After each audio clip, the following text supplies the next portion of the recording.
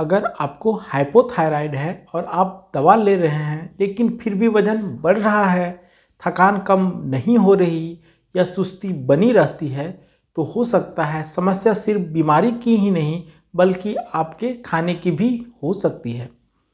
OPD में hypothyroid के मरीज अक्सर मुझसे पूछते हैं, डॉक्टर साहब हमें क्या नहीं खाना चाहिए? क्योंकि कई बार मरीज सही दवा लेते तो हैं लेकिन कुछ ऐसी चीज़ें खाते रहते हैं जो थायराइड के संतुलन को प्रभावित कर सकती हैं। इसलिए आज मैं आपको डॉक्टर के नज़रिए से पॉइंट वाइज बताने वाला हूं कि हाइपोथायराइड के मरीजों को किन चीज़ों से बचना चाहिए या कम मात्रा में लेना चाहिए। अगर आप इन बातों का ध्यान रखते हैं तो दवा का असर बेहतर हो सकता है और लक्षणों में भी सुधार आ सकता है। पहला पॉइंट है बहुत ज़्यादा सोया खाना। सोया से बनी चीज़ें जैसे सोया चंक, सोया दूध या अन्य सोया प्रोडक्ट अगर बहुत ज़्यादा मात्रा में लिए जाएं तो यह थायराइड हार्मोन के उपयोग को प्रभावित कर सकता है। इसका मतलब यह नहीं है कि सोया पूरी तरह बंद करना है, लेकिन इसकी मात्रा सीमित रखना बेहतर होता है। सोया चंक्स का मतलब होता है सोयाबीन बड़ी, जो हम लोग अक्सर अपने घर में सोयाबीन बड़ी का यूज करते हैं। थायराइड के मरीजों को सोयाबीन बड़ी कम मात्रा में सेवन करना चाहिए। दूसरा पॉइंट है कच्ची क्रूसीफेरस सब्जियां। कुछ सब्जियां जैसे पत्ता गोभी, फूल गोभी, ब्रोकली, इनमें ऐसे तत्व होते हैं जिन्हें गोइट्रोजन्स कहा जाता है।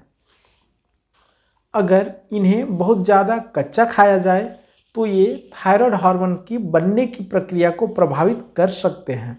हालांकि इन्हें पकाकर खाना आमतौर पर सुरक्षित माना जाता है, लेकिन एज ए डॉक्टर के पॉइंट ऑफ व्यू से समझे तो आपको पत्ता गोभी, फूल गोभी और ब्रोकली, मूली, शलजम जैसे सब्जियों को अवॉइड ही करना चाहिए या फिर महीने में बस 2 से 3 बार ही यूज करें, वो भी पूरी तरह से पकाकर। खासकर पत्ता गोभी, क्योंकि हमारे जो फास्ट फूड जैसे कि चाउमीन या फिर कोई भी वेज चिल्ली, ये सब में पत्ता गोभी, ब्रोकली का बहुत ज़्यादा यूज होता है। तो अगर आप थायराइड के मरीज हैं, खासकर हाइपोथायराइड के, तो आपको इन सब चीज़ों को अवॉइड करना प्रायोरिटी देना चाहिए, यानी कि आपको इन सब चीज़ों को अवॉइड करना ही है।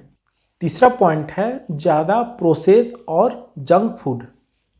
फास्ट फूड पैकेट वाला खाना और ज़्यादा तला भुना भोजन शरीर में सूजन बढ़ा सकते हैं। इसके अलावा इनमें अक्सर ज़्यादा नमक, चीनी और ख़राब वसा होती है जो वज़न बढ़ाने में योगदान देती है। हाइपोथायराइड में पहले से ही मेटाबॉलिज्म धीमा होता है, इसलिए जंक फूड कम करना ज़रूरी है। चौथा पॉइंट है बहुत ज़्यादा मीठा। ज़्यादा चीनी या मिठाइयाँ जैसे केक, पेस्ट्री, मिठाई आदि वजन बढ़ाने में मदद कर सकती है, क्योंकि हाइपोथायराइड में शरीर कैलोरी को जल्दी खर्च नहीं कर पाता, इसलिए मीठा सीमित मात्रा में लेना बेहतर होता है। पांचवा पॉइंट है दवा के तुरंत बाद चाय या कॉफ़ी। यह एक बहुत आम गलती है। कई लोग सुबह थायराइड की दवा लेने के बाद तुरंत बाद चाय या कॉफ़ी पी लेते हैं, लेकिन ऐसा करने से दवा का असर कम हो सकता है। इसलिए दवा लेने के बाद कम से कम 30 से 45 मिनट तक चाय या कॉफ़ी नहीं लेनी चाहिए। छठा पॉइंट है अत्यधिक ग्लूटेन। कुछ मामलों में कुछ लोगों में हाइपोथायराइड ऑटो इम्यून बीमारी से जुड़ा होता है।